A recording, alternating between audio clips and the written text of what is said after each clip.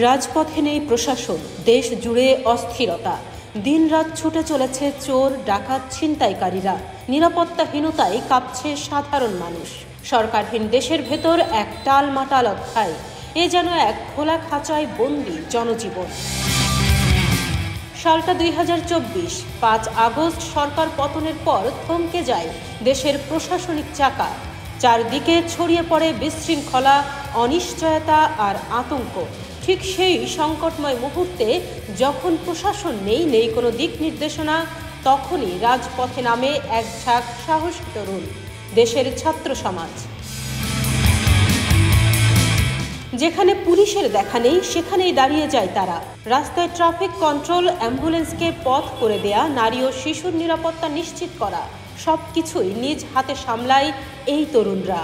কেউ ট্রাফিক সিগন্যালে দাঁড়িয়ে হাত দেখাচ্ছে গাড়িকে, কেউ বা গভীর রাতে পাহারা দিচ্ছে মহল্লার মোড়ে।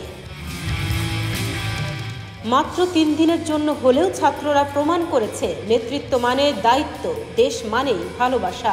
কোনো রাজনৈতিক পতাকা নয় কোনো দলের নির্দেশক।